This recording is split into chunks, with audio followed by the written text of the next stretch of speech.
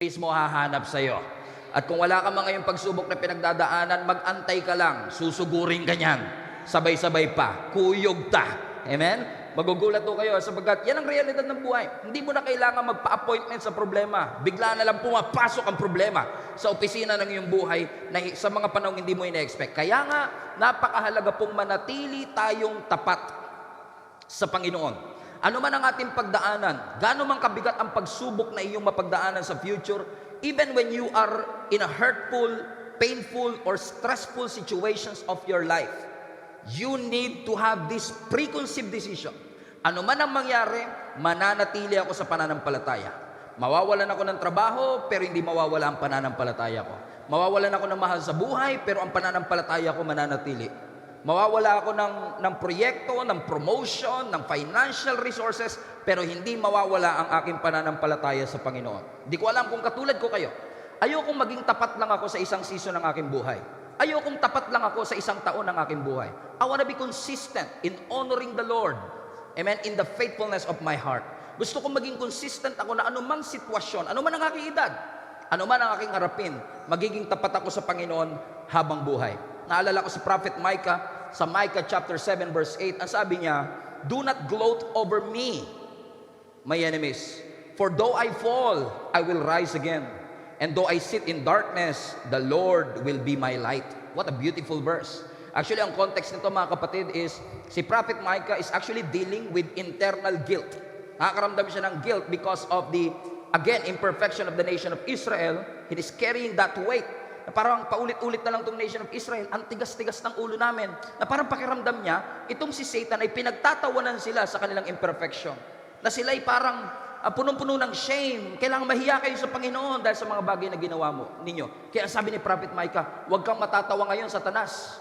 Huwag mo kung pagtatawag ka magyayabang sa akin, Satanas, because even when I fall, sabi ni Prophet Micah, I will rise again. That even though I'm in the darkest situation of my life, I believe that the Lord will be my light. What a wonderful mindset. Ang ganda ng ganung mindset, no? Na hindi niya sinabi ni Prophet Micah that when I fall, I will quit. That when I fall, I will give up. That when I fall, I will throw in the towel. No, sabi ni Prophet Micah, when I fall, there's a guarantee I will rise again. That even though I'm in a darkest situation, alam kong ang Diyos ang aking kaliwanagan. Yun yung mindset na crucial. Crucial na mindset ng bawat isang Kristiyano na kahit na tayo bumagsak, alam natin babangon tayo. Na kahit tayo dumaan sa pagsubok, alam natin makakalagpas tayo.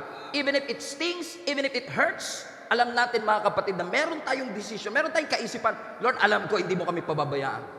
After all, the manner of our thinking will determine the manner of our living. The way you think will determine the way you live. So it's very important na tama yung mindset natin. Na alam natin babagsak tayo. Alam natin tayo ay limited, alam natin nagkukulang tayo, pero alam din natin ang Diyos hindi rin nagkukulang sa atin. We want to remain in the Lord. Sabi ni Among you wants to remain faithful. Hanggang sa muling pagbabalik ni Jesus Christ, tapat tayo sa Kanya. Hindi sa nagyayabang tayo, yun yung dinidesire ng puso natin. Sino ba naman ang ayaw na mag-remain sa Panginoon? Sino ba namang ayaw na manatiling faithful sa ating Panginoon? Yung klase ng faithfulness that remains standing, come hell and high waters. Ano man ang bagyong dumaan? Even when my backs are against the wall, I will remain faithful. Hindi ko ipagkakaila ang ating Panginoon. And I've been serving the Lord for 24 years. Nakakalungkot mang isipin, pero ito totoo. Sa 24 years na paglilingkod ko sa Panginoon, napakarami kong kilala na dating malakas, pero ngayon napakahina spiritually. I'm not judging them, pero that's the reality of life. May mga pananampalatayang imbis na pa-faithful ng pa-faithful, pa-faithless ng pa-faithless. Imbis na yung faith ay painit ng painit, yung faith natin ng iba ay palamig ng palamig. Na especially right now in the social media generation, most of the people, they want to be famous, they want to be known, they want to be noticed. Kaya kung ano na lang ginagawa natin minsan para lang mapansin tayo ng social media. But I want you to be reminded today, you are not called to be famous. You're called to be faithful. Ang pagtawag ng Diyos sa atin, maging tapat tayo sa Kanya. Ano man ang sitwasyon. Na kung tayo man, amen, ay makakaranas ng alon, tangayin man tayo ng pagsubok, babalik tayo sa Kanya. Meron tayong sandigan at kaligtasang babalik-balikan. Naalala ko, a few weeks ago, kami ni Jenny habang nasa Cebu kami, siguro gusto lang namin mag-trip. Gusto lang namin magpahinga ng konti. So sabi ko kay Jenny, magdagat nga tayo. Magdagat kami. Tapos, habang nagre-research ako dun sa pinuntahan namin sa Mualbual, sa May Cebu, sabi ko, meron pala ritong mga free diving kung saan makakasisid ka sa ilalim ng tubig, tapos may encounter may mga sardinas, hindi nasa lata. Ito, malaya ang mga sardinas to. No, mga sardinas na malalaya, yung mga ganyan, at makakita ka ng mga pawikan. Sabi ko kay Jenny, kahit walang basa-basa kung ano yon, sabi ko lang, try natin to. Kaya pala tahimik siya, alam niya na pala yung kakainat na namin. So ako naman, may kinausap akong tour guide, sabi ko, mag-try tayo, free diving, maaga kami pumunta. Naalala ko, pagdating doon yung pala, hindi ako aware na yung pinuntahan pala namin is actually a free diving session. Alam niyo yung free diving, para kang mag-scuba diving pero wala kang oxygen. So lulubog ka sa ilalim ng tubig, as long as you could, wala kang oxygen tank, fins lang ang gamit mo, na hindi ko pa na-try ever. Okay? So without even any orientation, walang orientation, nag-free dive kami. Nahihiya na nga ako sa guide namin kasi follower din ng Facebook natin. No, kitang-kita niya lahat ng kamalian ko. Kitang-kita niya itsura ko habang naglulubog ako doon. Amen? So to cut the long story short, pinoforce niya kami na lumubog kasi hindi kami marunong kami lumangoy pero we don't have any idea about free diving. Alam niyo, dahil dun sa Mualbual na yon na encounter namin, si Jenny naging curious na nabuhay yung kanyang pagiging adventurous. Sabi niya, try uli natin mag-free diving. Ako naman, talaga gusto mo pa subukan nyo? Yung mga, pagkatapos ng mga pinagagagawa natin, subukan pa natin. Buti na lang may mga kaibigan kami sa church, inaya kami sa may Mabini, sa may Batangas. No? Isa ring mga diving spot doon. And nag-try kami, nag-overnight kami doon, tinuruan. But this time, may orientation na. Proper na yung training, may theory. After that, mas naunawahan ko, no? Yung concept nito na in order for you na makasisid ng mas matagal, you have to relax and everything. So, na-enjoy namin, no? Pero one thing that I want, parang hindi kayo naniniwala. So, nagdala akong picture, okay? Nagdala ako ng picture ng free diving namin, okay? So, yung nasa left na ito yung nasa Mualbual kami sa May Cebu. Yun yung mga sardinas sa malalaya, okay? Tapos, ito naman si Jenny, ako naman to, nasa Mabini, nasa Mabini, Batangas naman kami at this point. So, magkaiba to kasi ito walang orientation, pero ito may orientation. Mas knowledgeable kami. Pero ang common denominator between the two is actually, bukod sa coach, is that pareho ito, kahit na malalim ang aming sinisisid, meron tinatawag na buoy. Kung saan yung buoy, pakita mo nga anak, yung buoy is parang floater siya, para siyang salbabida sa ibabaw. Amen? Na merong mahabang tali hanggang dun sa ilalim. Next picture please. Na actually yung unang exercise namin dun sa Mabini, Batangas is kailangan namin abutin yung pinakababa. Kasi yung pinakababa ng tali, nakakabit siya at nakaball siya dun sa bato para yung buoy o yung palutang ay hindi mawawala.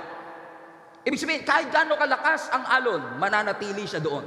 And I still remember yung instruction ng aming guide, doon man sa Cebu at dito sa Mabini, ang lagi nilang sinasabi, pag-ahon ninyo, kailangan kayong bumalik sa buoy.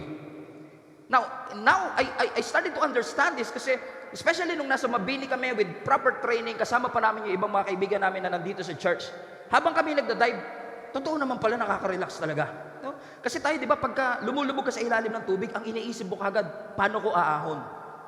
Kasi meron tayong urge to breathe. Parang habang nasa ilalim ka ng tubig, this is not a comfortable place for you. So parang as early as possible, gusto mong umangat kagad sa ibabaw ng tubig para huminga. Pero alam niyo, lagi nilang tinuturo kasi nung unang lubog namin, 20 seconds lang yata, ahon na kagad kami. Kasi pag lubog mo sa tubig, di ba, iisipin mo kagad, kung gaano ko kabilis bumaba, malamang ganun din katagal yung pag-angat ko. So nagre-reserba ka ngayon ng oxygen para sa pag-angat. Na sinasabi naman ng mga guide, wag ko kayong magpapanik. Kasi bago ka naman mamatay, hihimatayin ka muna. So, okay lang yun. Magpa-pass out ka muna. And then, parang sinasabi niya lang, in essence, ang sinasabi lang ng guide sa amin is, hindi kasi tinuro sa amin sa Cebu yun eh. No? Ang sinasabi lang sa amin, kailangan mo lang mag-relax. Alam mo, nung tinuruan kami nung guide namin na mag-relax, ganun pala talaga, no? Nung una, 20 seconds na ako, pero habang tumatagal, umaabot na ng 1 minute, 1.5 minute, siguro pinakamatagal ko. Sa palagay ko lang pakiwari ko parang halos mga 1.5 minutes din, almost 2 minutes. Na habang nasa ilalim ka ng tubig, kung gaano kaganda yung tanawin sa ibabaw, ganun kaganda yung tanawin sa ilalim. As I remember, habang ako'y sumisisid, ang lakas ng alon, hindi ko napapansin na nagpo-flow ako dun sa lakas ng alon, sumisisid ako sa ilalim ng dagat, na nakalimutan ko na huminga. Sa sobrang relax mo, nakalimutan mo na yung urge to breathe. Tapos nung naalala ko, teka, hihinga nga pala ako. Sabi kong ganon. Sabi ko, aangat na ako kasi malayo-layo pa yan. Nung aangat na ako, nakakita ko na starfish. Sabi ko, mamaya na, dito muna tayo ulit. So, sobrang relax mo, parang nakalimutan mo na lahat, nakalimutan mo na may babalikan kang buwi. Na pag-angat ko, ang layo-layo na pala namin doon sa buwi. Ang problema, ang instruction sa amin ng coach, pag-aon ninyo, bago ka magsalita, bago mo ikwento lang ang experience mo, kailangan mong bumalik doon sa buwi. Pero since yung alon, pag ganito, yung pagbalik ko, kung gano'ng kadali akong nakalayo, gano'ng kahirap akong bumalik. So, hirap na hirap akong makabalik hanggang makabalik kami sa buwi. Bakit? Kasi yung buwi na ito, mga kapatid, will serve as your guide. It will serve as your reference point. Meron itong constant position na kapag ikaw ay napagod, balik ka sa buwi. Pag naubusan ka ng hininga, balik ka sa buwi. Pag pinupulikat ka, balik ka sa buwi. Pag malakas ang alon, balik ka dito sa buwi. Pag malakas ang karet, balik ka dito. Because this is a marked position. This is a safe place. This is where you find safety. Dito makikita na anuman ang iyong naranasan, this is where you go back. And how true it is sa atin, mga kapatid, na sometimes napakadali nating lumayo dun sa safe place. Pero minsan pag gusto mo nang bumalik, napakahirap bumalik. Na kung gaano ka kabilis lumayo, napakahirap nating bumalik sa safe place. Amen? Because, why? Because we feel like, pag gusto na nating bumalik, parang the wind is against us. Parang kinukontra tayo ng kaaway na makabalik sa presensya ng Panginoon. Sino sa inyo nakakaranas ng ganito, mga kapatid? Gustong-gusto mong bumalik sa paglilingkod, pero nahihirapan ka. Gustong-gusto mong bumalik sa pagpapakalalim sa Panginoon, pero is it as if, kung gaano ka katagal, o gaano ka kabilis na napalayo sa Diyos, ganun din kahirap na mapalapit sa Kanya. Habang naisip ko ito, mga kapatid, naalala ko yung topic na pinag-aralan natin last Sunday, kung saan si Jesus, pinerform niya yung one of the greatest miracle of all time, in which pinakain ni Jesus yung 15,000 people gamit lamang ang 5 tinapay at 2 isda. A conservative counting about 12,000 people. Alam natin yung story sa John chapter 6, mga kapatid, kung saan si Jesus Christ nag-preach siya mula umaga hanggang gabi. Sa sobrang tagal ng pagtuturo ng ating Panginoong Yesus, nagutom na yung mga tao. Kaya ang sabi ng scripture, nung maggagabi na, ang sabi ng mga disciples, Lord, gumagabi na po. Kailangan na po nating tapusin yung service. Mag-benediction ka na po. Kailangan na po na because ang mga taong ito hindi pa kumakain mula kaninang umaga. Sabi ng mga disciples, sabi ni Philip, kung ibibigay ko yung 1 taong sweldo ko para pakainin lahat ng taong to, kulang pa rin. So ang best solution ni Philip, pauwiin na lang yung mga tao. Pero sabi ni Jesus, huwag nyo silang pauwiin. You feed them. Kayo magpakain sa kanila. At kung ikaw, logistics team ka ni Jesus Christ at sinabihan ka bilang disciple, pakainin nyo sila. Paano ba pakainin yung 12,000 people in the desert? Walang Pure Gold, walang Chowking, walang Jollibee. How would you do that? So ginawa siguro nila, naghanap sila sa mga tao, nagtingin-tingin sila ng mga tao kung may mga baon sila. At syempre kung gutom ka na, hindi mo na i-share yung baon mo, tinatago mo na siguro. Amen? Kasi alam mong hindi rin sapat para sa'yo. Until nakita nila isang bata na may lunchbox, na may laman na 5 tinapay at 2 isda. Sabi ng scripture, ibinigay ng bata yung 5 tinapay at 2 isda. Posible. That was implied. Pero hindi ko lang alam kung paano nangyari yon. Siguro kinausap siya ni Peter. Sa inyo, boy, nabalitaan ko, meron ko daw dyan 5 tinapay at 2 isda. Pakilabas na. Ayoko. Hindi, kailangan ni Lord dyan. Naka na. Mapunta ka sa impyerno. Halika na, haka na. Biro lang, hindi ganun nangyari, ha? To cut the long story short, amen, ibinigay ng bata yung kanyang 5 loaves and 2 fishes, itinaas ni Jesus Christ yung 5 tinapay at 2 isda, sabi ng scripture, minultiply niya yung tinapay, lahat sila kumain, busog na busog sila, may natira pang 12 basket. Pagkatapos nun, tumawid sila ng dagat, nagbangka sila, hindi sumama si Jesus Christ, umakyat si Jesus ng bundok, pero yung disciple tumuloy. Nung nasa gitna na sila ngayon ng Sea of Galilee, naka-encounter sila ng matinding bagyo. They tried to call on to the Lord, and then all of a sudden, Jesus appeared out of nowhere, naglalakad sa ibabaw ng tubig. And after that, si Jesus Christ sumakay sa bangka nila, nagpatuloy sila sa journey, nakarating sila ng Capernaum sa may Bethesda. Ano sabi ng scripture, pagdating nila doon, yung mga tao na nandun sa kabilang isla, sinundan sila Jesus Christ doon. 12,000 people, sinundan silang lahat doon. At dahil umaga na, nagutom na naman sila. So humingi na naman sila ng tinapay kay Jesus Christ. Ang sabi ni Jesus Christ sa kanila, ang gusto nyo lang naman yung tinapay, ayaw nyo yung milagrong kaya ko ibigay. In essence, sinasabi ni Jesus, you want my miracle but you don't want my presence. And tinignan natin last Sunday, mga kapatid, na napakahalaga na yung pananampalataya natin consistent. Sa panahon ng blessing at panahon ng pangangailangan, nananampalataya tayong pareho sa Panginoon. But what about what happened in between? What about what happened in that sea? And I've been wrestling for days specifically on one verse that I want to show to you. But for us to understand the context, let us read the entire story in Mark chapter 6 verse 45. Ang sabi ng scripture, immediately, everybody say immediately. Immediately what?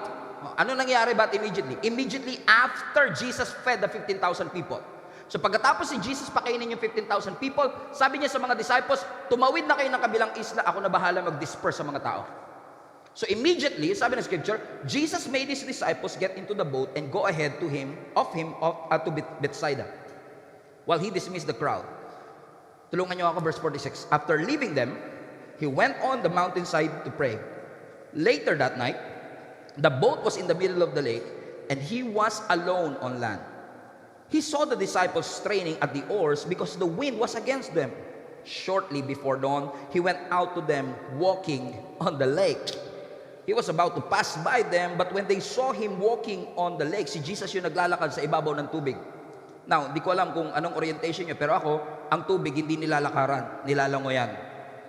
But Jesus can do something that none of us can do. Amen? And that is to do a miracle. Naglakad si Jesus Christ sa ibabaw ng tubig. Sabi ng scripture, verse 49, but when he saw him walking on the lake, they thought he was a ghost. Pinagkamala nilang multo si Jesus. Sabi nila, verse 50, because they all saw him and they were terrified. But immediately, in the midst of their fear, Jesus spoke. At sabi ni Jesus, take courage, it is I. Don't be afraid. What a wonderful phrase. What a wonderful assurance. Then verse 51, then he climbed into the boat with them and the wind died down. They were completely amazed. Verse 52, read this together. For they had not understood about the loaves because their hearts were hardened. So, alam natin the story, no? Pagtawid nila ng bangka, naka-encounter sila ng matinding bagyo. Pero bakit ba sila nasa gitna ng bagyo in the first place?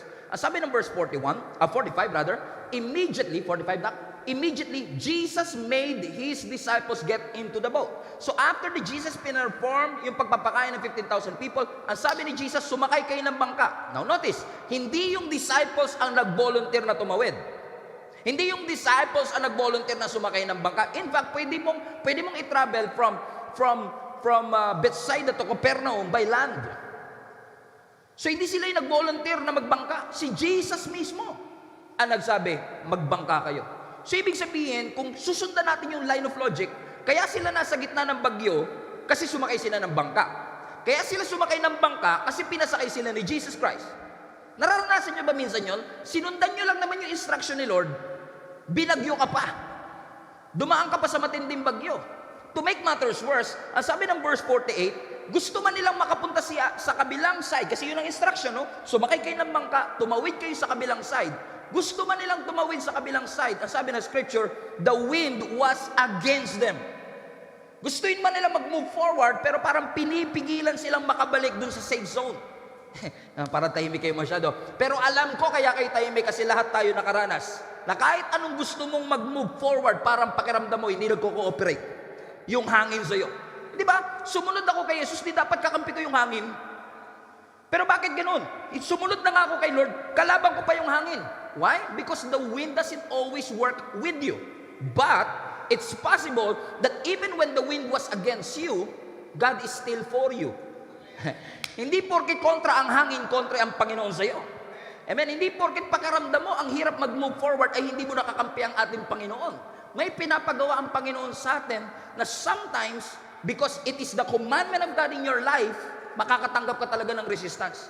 Makakaranas ka talaga ng resistance at iaalaw ng Lord ang resistance because He wants to teach you something.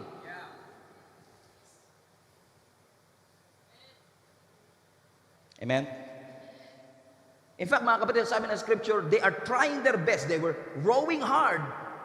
Sabi ng scripture, nakita nila si Jesus na naglalakad sa ibabaw ng tubig. Alam niyo kung anong oras na yon? About 3 o'clock in the morning. Nung nakita nila si Jesus na naglalakad sa ibabaw ng tubig, and Jesus rescued them. Listen to me. Watch this. Fasten your seatbelt. Let's go back to the story again para mas maunawaan ninyo. Pinakain ni Jesus yung 15,000 people. Nag-preach siya buong araw. So it's about 6 o'clock in the evening nung natapos yung service. Right? Ano sabi ng scripture, nung natapos ng 6 p.m., sumakay sila ng bangka. So from 6 p.m. to 3 a.m., They are trying to make it to the other side. For about 8 to 9 hours, my friends and family, sinusubukan nilang mag-move forward pero hindi sila makamove forward because the wind was against them. Ibig sabihin, for 8 hours of physical torture and exhaustion, sinikap nila makatawid pero hindi sila makatawid.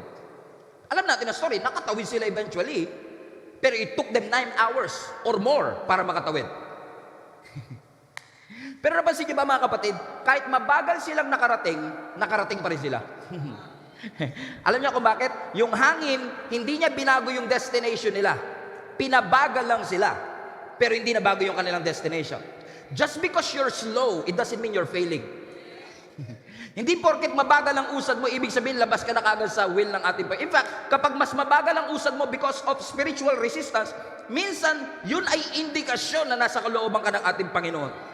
So minsan nasusumusuko kagad tayo kasi parang ginawa naman natin ang lahat. Nagsagwan tayo lahat, parang ang bagal ng progress ko. 33 years old na ako, wala pa nanliligaw sa akin. 5 years na ako dito sa 4th year, hindi pa rin ako gumagraduate. 5 taon na ako sa opisina, hindi pa rin ako napopromote. Baka wala ako sa kalooban ng Panginoon. Hindi, madalas nasa kalooban ka ng Panginoon. Meron lang spiritual resistance kaya hindi ka makamove forward. But just because you're slow doesn't mean you're failing. Hindi porket mabagal ka, ibig sabihin walang in fact, inaalaw ng Diyos minsan na bumagal ka talaga. Kasi hindi rin okay yung masyadong mabilis. Amen? Why mga kapatid? It's important na minsan inaalaw ng Lord na mabagal nating marating yung achievement, mabagal nating marating yung promotion because He's developing something in you. Alam mo kung bakit? Ask me why. Kasi mas concerned ang Lord sa karakter mo kesa sa comfort mo. Mas concerned ang Lord sa karakter mo kesa sa happiness mo. Kung ang pagkakakilala mo sa Diyos, si Lord ay laging gusto niya lang mapasaya ka ng mapasaya, public service announcement. Hindi clown si Lord. Kung gusto mo maging masaya, kailangan mo clown. Pero dahil ang iyong pinaglilingkuran ay Diyos na buhay, the creator of the universe, who is outside time and space, na nakikita niya ang future natin, minsan iaalaw niya na mapabagal ka para ma-develop ang iyong character to prepare you for the next season of your life. But just because you are slow doesn't mean you are failing. Amen? Kasi ganito yan, no? Based sa experience ko, kung gagamitin ka kasi talaga ng Panginoon, hindi ka niya ipopromote hanggat di ka handa. So kung bago ka niya ipromote, ititrain ka niya. Idadaan ka niya sa equipping. Idadaan ka niya sa mga trials ng buhay. Parang yung espada, bago magawa yung espada, minamartilyo yan. Hinahammer yan. Dinadaan yan sa init para magkaroon ng hugis. And sometimes, nagagalit tayo sa Panginoon kasi pakiramdam natin para tayong minamartilyo lagi. Sunod-sunod ang mga pagsubok. Sunod-sunod ang mga pagbayo ng mga bagyo. Parang pakiramdam natin, Lord, ano bang gusto mo mangyari sa akin? Bakit parang padurog na ako ng padurog? Parang ba't mo inaalaw na ako'y martilyohin ng mga pagsubok sa aking buhay? Pero kung ikaw ay minamartilyo ng mga pagsubok sa iyong buhay, hindi ka winawasak ng Diyos. He's not destroying you. He is shaping you. He's preparing you for the next season of your life. After all, ang goal natin, hindi lang basta, pansinin niyo, no? Pag may mga punishing sa ating buhay, may mga hammering sa ating buhay, lagi natin, Lord, stop. Ayoko na po. Pagod na po ako, durog na po ang puso ko. Come on. Lahat kayo ganyan. Ako din ganun eh. Lord, pwede ba ihinto mo na to? Pero hindi hinto ng Panginoon, mas lalakas pa. Alam mo bakit sinasabi ng Lord, ang goal hindi escape. Ang goal, victory. Ang problema, sinusolusyonan. Ang resistance, pinagtatagumpayan. So kailangan mo tiisin hanggang mapagtagumpayan mo lahat ng resistance. Kaya nagugulat ka, lahat na in-applyan mo, walang tumatanggap. You feel like you're not relevant anymore. You feel like you don't fit in anymore. Parang patuloy na hammering and hammering. Bakit sinasabi ng Panginoon, ang goal, hindi takasan ng pagsubok. Ang goal, magtagumpay tayo sa ating buhay. So even when you struggle, God is looking at us. Alam ng Diyos ang struggle natin. Huwag mo isipin na nakalimutan ka ng Panginoon porket lang nakakaranas ka ng pagmamartilyo ng buhay. Alam ng Diyos ang ating sitwasyon. Tingnan nyo nangyari sa mga disciples. Ang sabi ng verse 48, sabi ng scripture, they were rowing hard. Ibig sabihin, pag namin yung rowing hard, yung sagwan nila talaga patindi na ng patindi. Kasi parang one step forward, two step backward eh. And they've been rowing for 9 hours already. Eh napaka-iksila ng Sea of Galilee. Kapag tinignan nyo pa sa mapa, mula dun sa Bethsaida papuntang Capernaum, napakaiksi lang yan. Amen? Pero bakit inabot sila ng 9 hours? And they were rowing hard. Bakit? Because the wind was against them. Amen? There's something is strange about this verse. Hindi naka-highlight. May napansin ba kayo? Something is strange about this verse. Look at this. They were rowing hard, struggling against the winds and waves. Pero something is strange about this verse that I've never seen before. I preached about this passage for many, many times. Ngayon ko lang nakita to. Ngayon ko lang nakita to. Nakita. To. Ngayon ko lang nakita to. Guess yun? Something is strange. Bible says that when they are rowing hard and struggling against the wind, Jesus saw them. Notice that? Jesus saw that they were in serious trouble, rowing hard and struggling against the winds and waves. So habang nag-i-struggle sila, nakatingin si Lord. For 9 hours. So I made a little research, how is that possible? Because after all, kapag may bagyo, ang visibility malabo. So for Jesus to saw them, amen, is probably a miracle in and of itself. But this is exactly what happened. Okay? Let's backtrack tayo. Pinakain ni Jesus yung 50,000 people, pinauna niya yung mga disciples sa bangka kasi siya yung nag-disperse ng crowd. Umakyat siya ng bundok to pray. So Jesus was on the mountain that night while the disciples were rowing hard. So probably, Jesus was on the mountain at nakikita niya yung kanyang mga disciples na nag-i-struggle at nagsasagwan ng matindi. Sabi ng translation na to, they were in serious trouble. Now think about this. Habang yung mga disciples ay nag-i-struggle, nakikita sila ni Jesus. In the middle of the night, in the middle of the ocean, it is windy, and Jesus saw them struggling. So the question is, kung nakikita sila ng Lord na nag-i-struggle, bakit hindi niya hinimto yung hangin at yung bagyo? Why? Because based on history, based on the miracles of Jesus Christ, He is able to speak to the storm. He speak to the wind. Sabihin niya lang sa wind na shalom, humihinto yung wind. Yung mga disciples nga nagtataka pa, sabi nila, sino ba to? Ba't parang pati hangin sinusunod nitong Jesus na to pag nagsalita? Because when God speak, it becomes a law. Wala nagagawa. Kaya tumatahimik.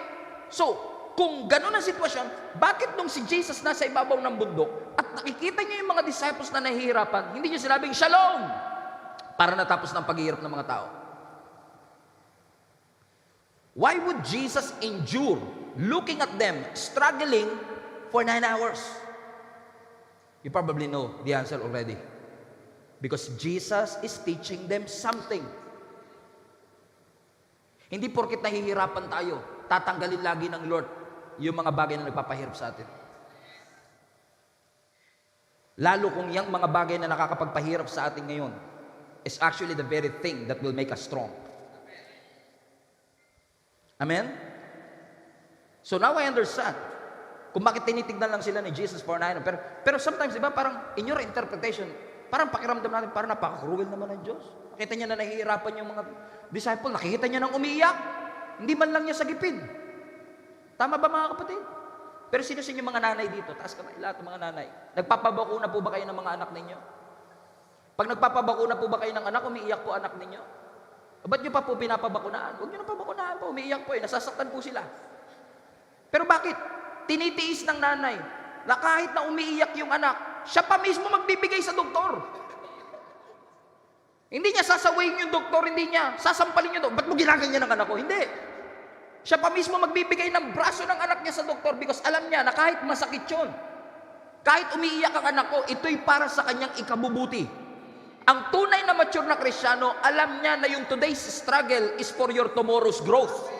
Alam mo na yung struggle na dinadaanan natin ay para sa future natin, para sa tomorrow natin, na tayo ay mapalakas ng ating Panginoon. What if tinuturuan sila ng Lord hindi lang ng determination, kundi resilience, dependence sa ating Panginoon? What if kaya inaalaw ng Diyos na mahirapan sila para maging immune sila?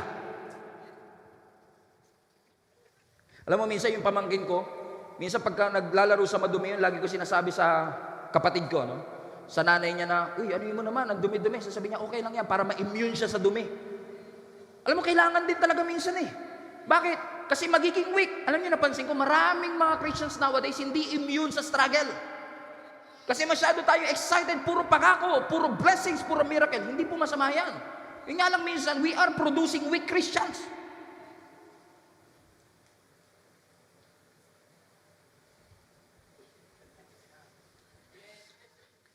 Konting hirap, ayoko na maglingkod. Konting hirap, suko na ako. Lord, totoo ka ba talaga? Nandiyan ka ba talaga? Gusto mo ba mag-grow? Gusto. Get out of your comfort zone. No one grows inside their comfort zone. Lahat ng lumalago, they went outside their comfort zone. Bakit? Pinapalaki ng Diyos. Dinedevelop ng Lord ang faith natin. Sabi siguro na iba sa inyo, ba't pa kailangan i-develop? Sabi nga ni Lord, di ba? Kahit pananampalatayang maliit lang, katulad ng mustard seed, it can command the mountains to move from here to there. Ba't kailangan ko pampalakihin? Kasi minsan akala natin ang faith, laging size of faith lang. Kaya hindi sinasagot panalangin mo, maliit pananampalataya mo. Lakihan mo kasi. Kaya minsan tuloy sa Christian community, pataasan ng faith, palakihan ng faith. Nakalimutan natin, ang tunay na realidad ng buhay, hindi palakihan ng faith, patatagan ng faith. Kasi kahit na malaking pananampalataya mo, kung weak yan, butasin lang ni Satan yung balloon. You will be depleted. Mawawalan eh. Kaya sinasabi ng Panginoon sa atin mga kapatid, yung resistance, kailangan mo yan para lumago ka. Kailangan mo talagang, the winds will be against you. Pero hindi porket may resistance, nakalabas ka sa kalooban ng Diyos. They are literally inside the will of God and still felt that resistance. In fact, yung resistance, confirmation nga minsan ng Lord yan. Pag nahihirapan ka, confirmation yan that you are on the right track. Tamang hirap ng amen?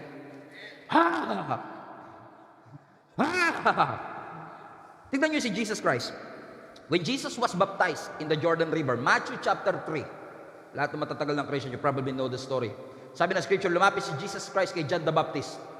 Sabi ng Bible, binaptize ni John the Baptist si Jesus Christ. Look at this. Pag-ahon ni Jesus Christ sa tubig, sabi ng scripture, the heavens were opened and the Holy Spirit descended like a dove. Bumaba ang Holy Spirit na parang kalapate. And then, the Father spoke. Look at this. The Father, the Son, and the Holy Spirit in one location. What an important event. Sabi ng Bible, nung bumukas ang langit, nagsalita ang Ama, sabi niya, "This is my beloved Son, in whom I am well pleased. Listen to Him." Now, this is a public declaration. Everybody in Jordan River heard it. Nagsalita ang langit. Nakatutok ang spotlight kay Jesus Christ.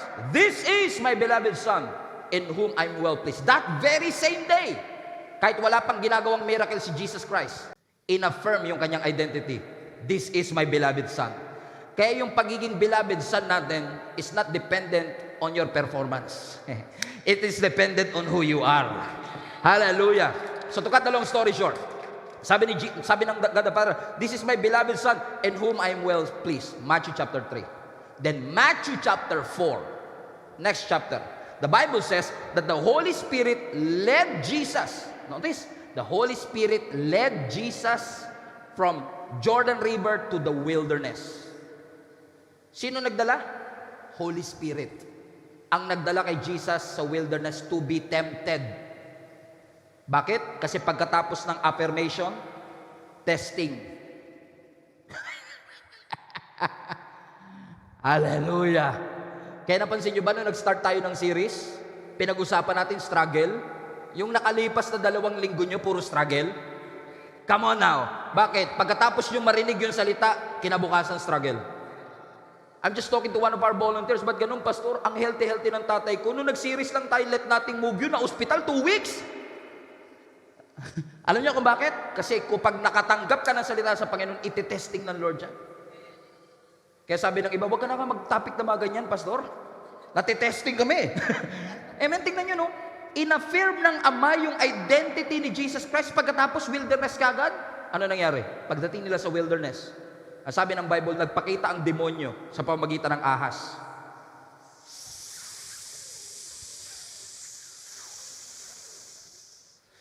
Pagharap ng ahas kay Jesus, ang sabi niya, "If you are the Son of God, Turn these stones into bread.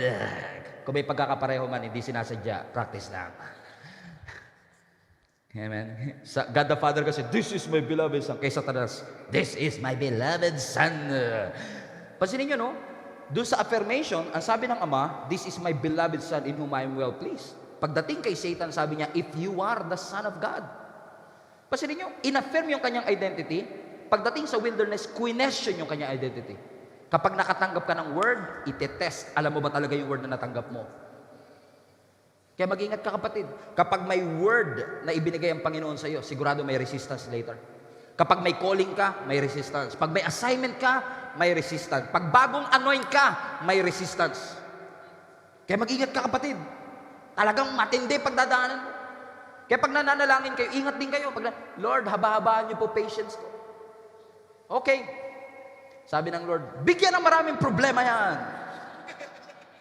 Lord, sabi ko, paano hahaba patience mo kung lagi ka masaya? Hahaba lang ang patience mo kapag yung kapitbahay mo 2 days na straight nagbibidyo ka.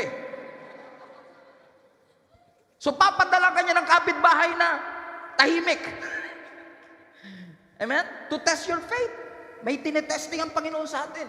So when God says, you are my beloved Son in whom I am well pleased. Kapag sinabi ng Lord, I am your refuge and your strength. Kapag sinabi ng Panginoon, I will never leave you. Do you really believe what God said to your heart? Naniniwala ka ba talaga? Because many of us, we say we trust the Lord, but actually we don't trust Him. Kasi kung talagang nagtitiwala tayo sa sinabi ng Panginoon, we will not make happen what God already spoken. Hindi mo tutulungan ng Diyos para matupad yung sinabi niya sa iyo. Halimbawa, sabi ng Lord, makakapag-asawa ka.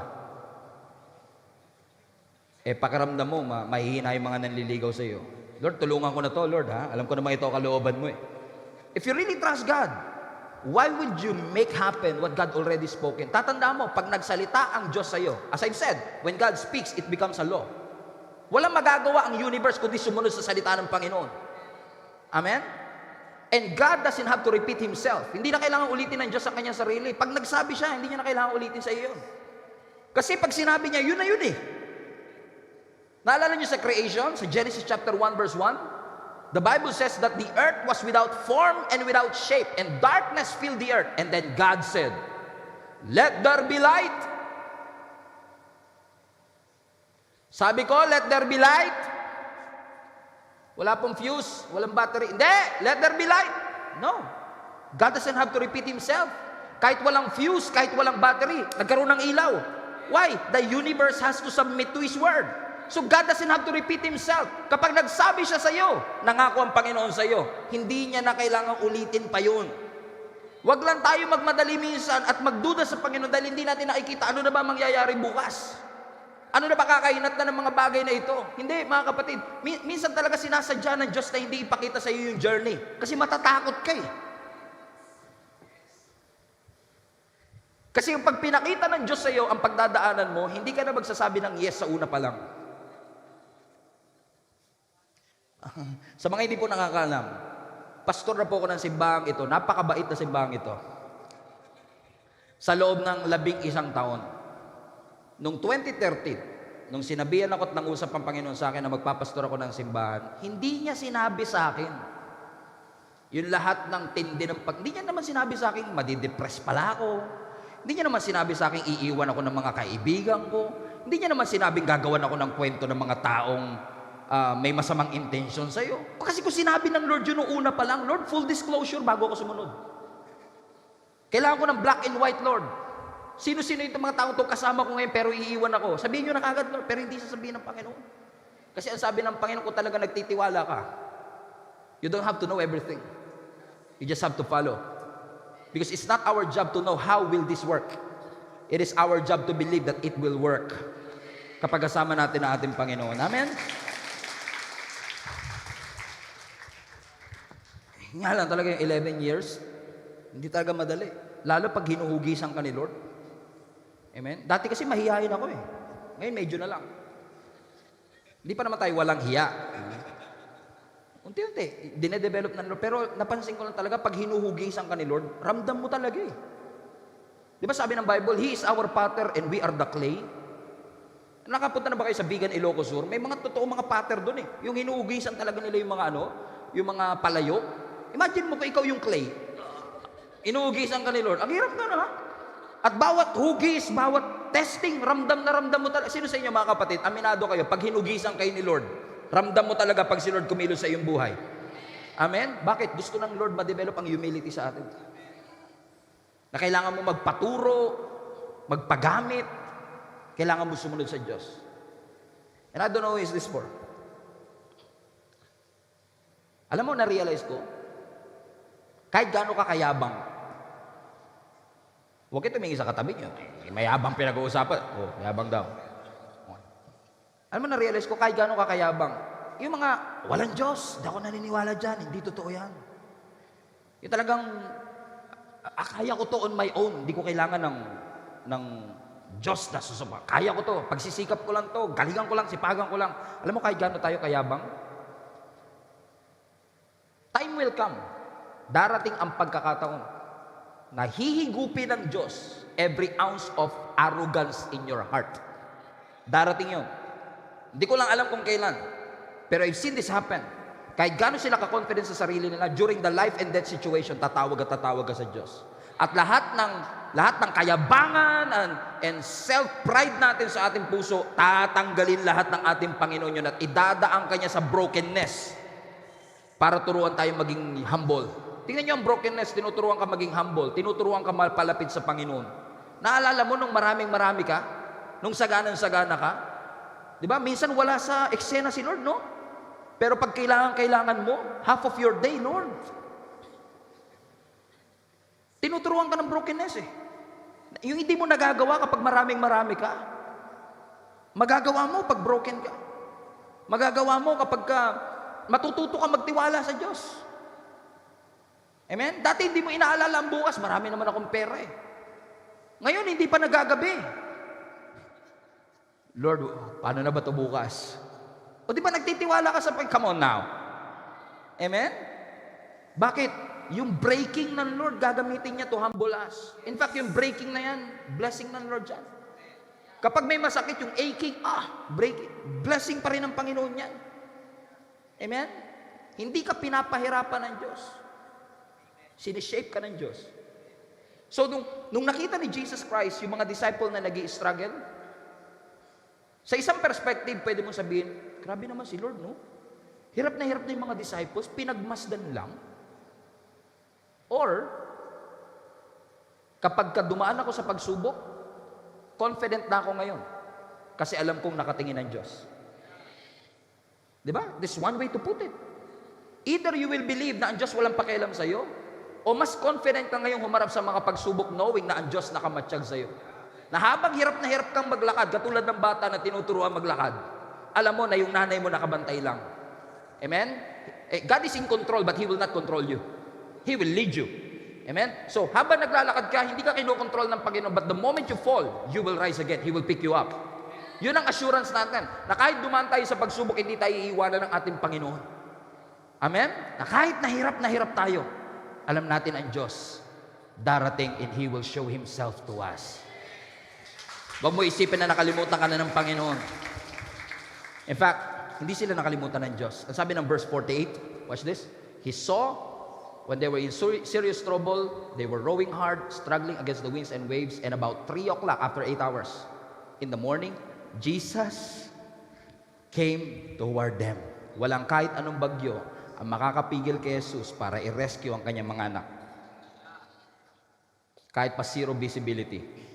But, before I close, let's continue reading, shall we? Kasi baka makalimutan natin yung last part eh. Importante pa naman to. Sabi ng Bible, habang nag-i-struggle sila at nagsasagwan sila ng matindi, 3 o'clock, nagpakita si Jesus Christ at naglalakad papunta sa kanila, walking on the water. But watch this.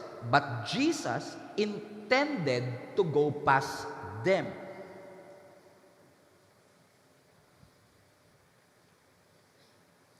Jesus intended to go past them. Tagalog, parang gusto ng Lord na lagpasan sila. Let's think about this. Si Jesus Christ, pinagbasdan niya yung mga disciple for 9 hours, hirap na hirap. Tapos sa dulo pala, nung naglalakad si Jesus sa ibabaw ng tubig, ang plano niya pala, guys, kita na lang tayo sa kabilang side, ha? Does it make sense, isn't it? Natignan niyo to. Habang pagod na pagod ang mga disciples, si Jesus nonchalant. Nonchalant. I mean, habang yung mga disciples, pagod na pagod kakasagwan, then si Jesus, nonchalant. Hindi siguro kayo nagtitiktok kaya. Alam ng mga nagtitiktok kaya. He intended to go past them. Parang ang sama naman ni Lord dito. If God is a good God, pinagbasdan niya na nga yung mga disciple na naghihirap, tapos, nung naglalakad pa, kawawa naman kayo dyan, Brad. See you na lang doon, ha? Matagal pa yata kayo, eh. He intended to pass by them. Parang, that's why I've struggled for this verse. Just this verse, I've struggled for 2 days. Trying to think of, Lord, if you are a good God, bakit mo gagawin niya? Parang sa atin, di ba? Naghahanap ka ng saklolo, naghahanap ka ng tulong. Tapos yung nakakita ka ng tulong, saan pupunta siya? Multo! Kaya napagkamala na ng multo. I mean, it's Jesus Christ. You're supposed to help us. After all, you've been looking at us and seeing us for hours. Pero upon studying the Greek, it was implied actually in the Greek na kaya ganun ang pagkakasulat is inakala talaga ng mga disciples na lalagpasan lang sila ni Jesus. Yun yung na-feel nila kaya ganun yung pagkakasulat. But actually, in deeper study, you will realize na ang Diyos kaya siya dumaan sa harap nila na parang lalagpasan sila. Hindi dahil gusto silang iwanan ng Diyos, kundi in essence, sorry for this word, parang in essence gustong magpapansin ng Diyos sa kanila. At sinasabi niya, guys, in case you need help, I'm here. Kaya siguro hindi nila natawag na Jesus Christ, sabi nila multo. They don't recognize it. That's why sabi ni Jesus Christ, take heart. It is I. Huwag kayong matakot, don't be afraid. It is me. Ang intention pala ng Panginoon, hindi takasan sila, kundi ipakita sa kanila, I'm here. I'm not leaving you.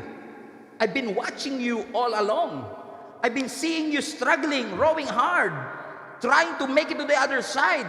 Natatakot kayo na parang pakiramdam nyo hindi na kayo makakatawid. But in case you haven't noticed, I've been watching you. And now it's 3 o'clock in the morning. Nobody's calling me. So here I am right now, showing myself to you. Baka naman, gusto niya na akong tawagin. Habang hirap na hirap kayo, nonchalant me. Amen? Ibang-iba nung nag-free diving kami. Nung nag-free diving kami, inanod kami ng alon, ang layo na namin sa buwi. Ang sabi ng instructor namin, ng coach namin, bumalik ka sa buwi. Hirap na hirap kaming bumalik.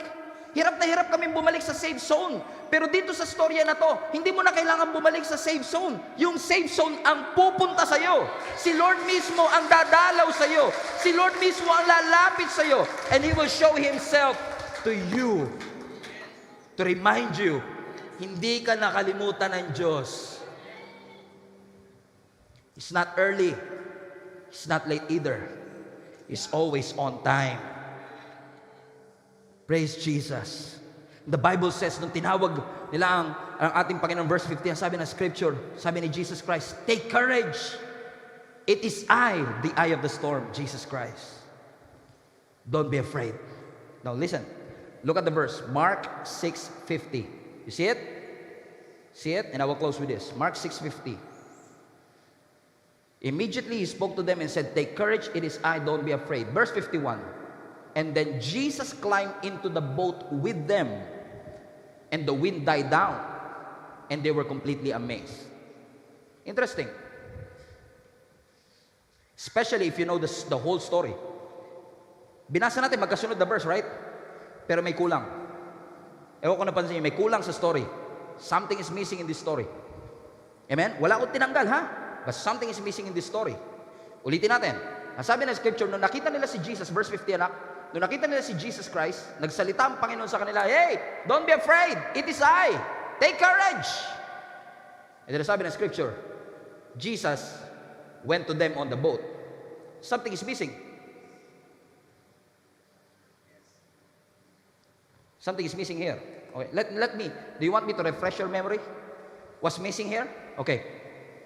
Pinakain ni Jesus yung 15,000 people, right? Tumawid sila. Amen? Doon sa Sea of Galilee. Pinag-aralan natin last time, John chapter 6. And it was not shown either too. John chapter 6, Jesus walked on water. Amen? The Bible says. Amen? Katulad nito, and the Bible says na si Jesus sumakay sa bangka nila sa Mark chapter 6.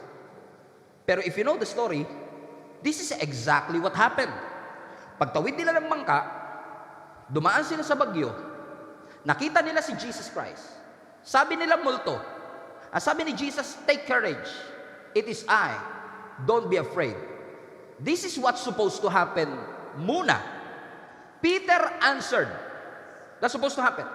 And sabi ni Peter, if it is you, Lord, command me to come to you on the water. Now, you remember it? Yun yung tunay na story, di ba? Dapat, pagkatapos na sinabi ni Jesus yung take courage, it is I, sa Matthew, sabi ng Gospel of Matthew, si Peter nagsalita siya at sabi niya, Lord, kung talagang ikaw yan, utusan mo kong lumakad sa ibabaw ng tubig. Now we know the story. Nakalakad si Peter sa ibabaw ng tubig for a while.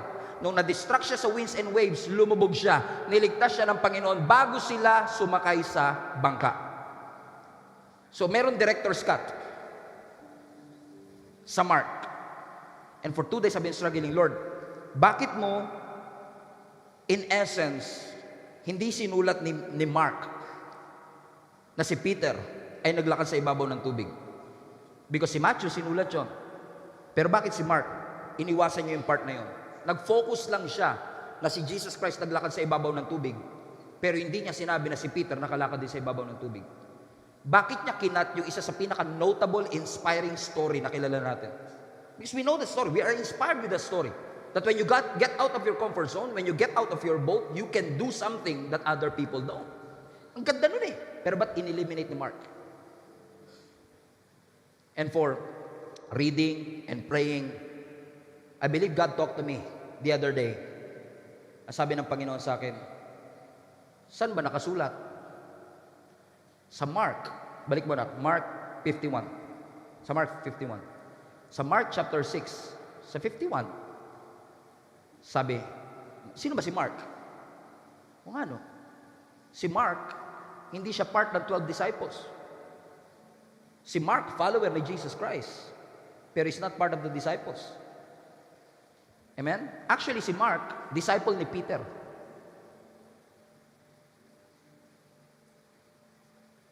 Parang di kayo naniniwala. Totoo yun. Amen? Si Mark, hindi siya kasama. Si Mark, hindi siya disciple, evangelist siya eh. Siya isa sa mga evangelist sa kasama ni Barnabas, si Apostle Paul nung nagpipreach sila sa early church. So si Mark, isa na disciple. Disciple siya ni Peter. Siya ang sumusunod lagi kay Peter.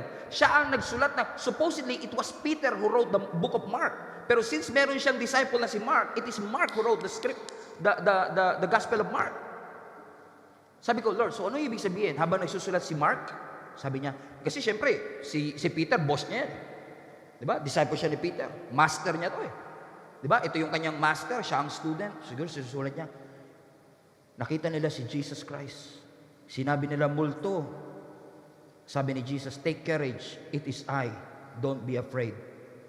Pero yung master ko na si Peter, biglang sumagot, kung talagang ikaw yan, gusto ko rin makalakad sa ibabaw. Ang kanta nito. Pagandahin pa natin po.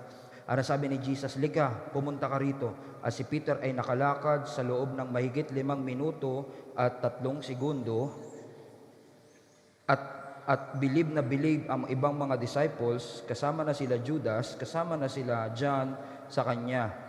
Elibs na elibs sila sa mga... Right? Pero pwedeng sabihin ni Peter na, siguro sinabi ni Peter na, huwag na yan, di na mahalaga yan. Disciple niya yan. Huwag na yan, tanggalin mo na yung part na yan. Ay importante si Jesus Christ. Yun lumakas sa ibabaw ng tubig.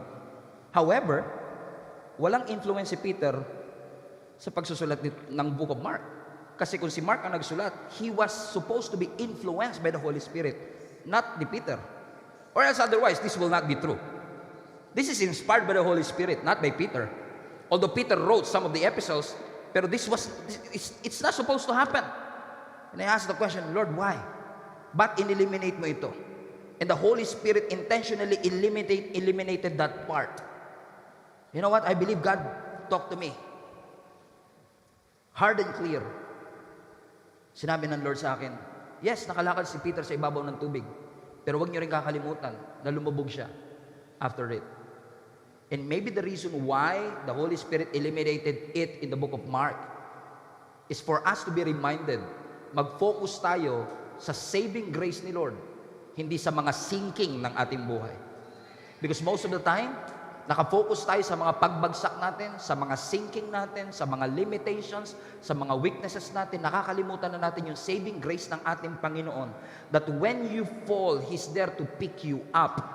That when you are quitting, He's there to show Himself to you and to me. Yung mga panahon gusto mo nang sumuko, yung gusto mo nang ibaba ang bandera, sabi mo, Lord, ayoko na, I will quit. And then all of a sudden, out of nowhere, God will use somebody to inspire you, to encourage you, and to remind you the Word of God. Somebody will text you, somebody will chat you, somebody will hug you, somebody will remind you it's not over, it's not finished yet.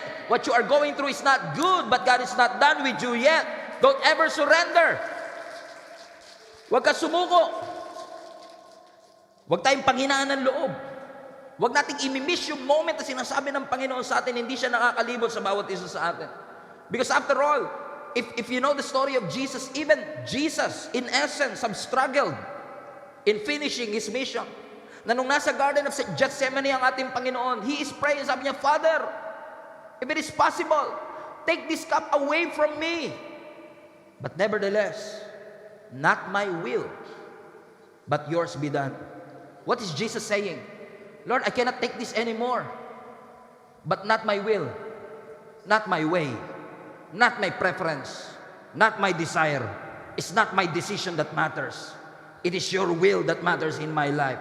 So if you want me to go through hell, if you want me to go through this storm, Lord, bigyan mo lang ako ng lakas. Willing ako sumunod. Mahirap na po. Parang pasuko na po ako, pero bigyan mo lang ako ng konti pang lakas. Kung hindi matatanggal yung pagsubok, kung hindi mapapahinto yung bagyo, dagdagan nyo na lang po yung courage ko. Dagdagan nyo na lang po yung lakas ko. Habaan nyo pa po yung pasensya ko. Habaan nyo pa po yung pagtitiwala ko sa iyo, Panginoon. Para katulad ni Apostle Paul, masabi ko rin, I have fought the good fight. I have finished my race well, and I have kept my faith. Do not ever give up on your God. Huwag mo sukuan ng ating Panginoon. Huwag mo sukuan ng Panginoon. Tingnan mo si Apostle Paul. Si Apostle Paul, habang naglilingkod siya sa Panginoon, habang sinusunod niya ang Panginoon, meron siyang thorn in the flesh. Di ba? And he asked the Lord 3 times. He pleaded the Lord. The Greek, nakiusap siya sa Diyos. Lord, tanggalin mo yung thorn in the flesh. Pero ano sabi ng Bible? Dininay ng Lord yung request ni Peter. Hindi siya pinagbigyan sa kanyang request. Pwede sabihin ni Peter, ni Apostle Paul, Lord, ito na lang hinihingi ko, ginawa ko naman ng lahat, ba't hindi mo pa matanggal ito? Ginamit ng Lord yung thorn in the flesh para patatagin siya. And the same Apostle Paul na humingi kay Lord at na-deny is the same Apostle Paul na nagsabi, I have fought the good fight. Watch this, I have finished the race. Pero hindi na-give up yung pananampalataya ko. I have kept my faith. Alam niyo kung bakit? Gagamit si Satan, magbadala si Satan ng mga thorn in the flesh, ng mga distraction, ng mga storms in your life, kasi gusto ni Satan, i-abandon mo yung assignment mo. Gusto ni Satan, huminto ka sa paglilingkod. Ang gusto ni Satanas, wasakin mo at sayangin mo yung giftings mo. Gusto niya, iwanan mo yung post mo. Ang gusto ni Satan, huwag ka nang magpatuloy sa paglilingkod sa Panginoon. But Satan is not as powerful as you think he is. Wala na siyang kapangyarihan. Tinanggalan na ng Lord ng pangil ang ating kaaway. Kahit pakaramdam mo, your faith is fading at parang yung doubt mo palakas ng palakas. Together, I want to encourage you. Let us not be moved by our temptation. Let us not be moved by temptation. Let us not be moved by oppositions. Let us not be moved by disappointments in our lives. Magpatuloy tayo. Hindi yung naging maganda ang childhood mo, but keep your faith. Nawalan ka ng trabaho, but keep your faith. Nawawala ka na sa katinuan, but keep your faith. Hindi ka pumasa sa board exam, but keep your faith. Kahit na dumaan ka pa sa cancer, keep your faith. Ingatan mo ang pananampalataya mo. Ingatan mo yung testimony mo. Kasi Satan wants you to quit. Don't ever give him the luxury of seeing you being defeated. You are not supposed to be the victim here. You are the victor. You're the conqueror here. That even when you fall, you will rise again. And I assure you, mga kapatid, and I will assure you, if you will press on and continue, you will see His grace unfolding every second, every minute, every moment of your life, and you will realize, never lumubay ang Panginoon sa iyo. He's guiding you, He's leading you, He's picking you up, He's always there